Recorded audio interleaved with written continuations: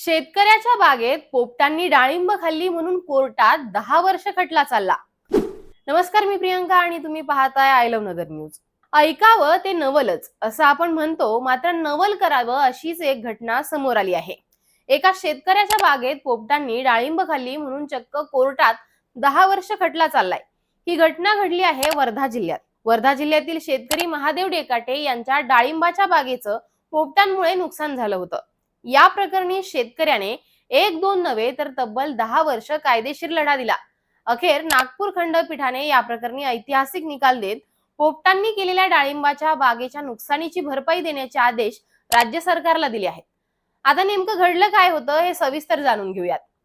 वर्धा जिल्ह्यातील हिंगी गावचे 70 वर्षीय शेतकरी महादेव डेकाटे यांच्या डाळिंबाच्या बागेवर मे 2016 मध्ये जवळच्या वन्यजीव अभयारण्यातून आलेल्या रानटी पोपटांनी हल्ला केला होता. या पोपटांनी बागेतील सुमारे 200 झाडांवरील डाळिंबांचा अक्षरशः फडशा पाडला.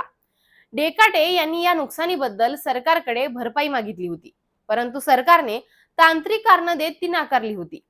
या प्रकरणाच्या सुनावणी दरम्यान राज्य सरकारने कोर्टात असा युक्तिवाद केला की शासनाच्या नियमानुसार केवळ रानटी हत्ती किंवा रानटी गवे यांनी फळबागांचं नुकसान केलं तरच भरपाई दिली जाते. पोपटांनी केलेल्या नुकसानीसाठी भरपाई देण्याची कोणतीही तरतूद शासन निर्णयात नाही असा दावा सरकारने केला होता. मात्र न्यायमूर्ती उर्मिला जोशी फाळके आणि निवेदिता मेहता यांच्या खंडपीठाने सरकारचा हा युक्तिवाद फेटाळून लावला. वन्यजीव संरक्षण कायद्यानुसार पोपट हा वन्यजीव श्रेणीत येतो.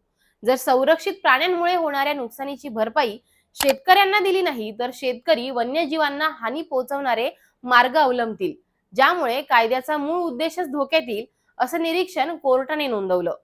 या घटनेचं गांभीर्य लक्षात घेऊन या प्रकरणी उच्च न्यायालयाने सरकारला आदेश दिले आहेत की महादेव डेकाटे यांच्या 200 झाडांच्या नुकसानीसाठी प्रत्येक झाडामागे 200 रुपये याप्रमाणे भरपाई देण्यात यावी.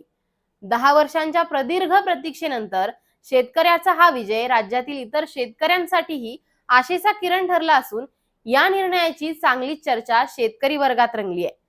तुम्हाला या निर्णयाबद्दल नेमकं काय वाटतं हे आम्हाला कमेंट करून सांगा आणि पाहत राहा आय लव्ह नगर न्यूज.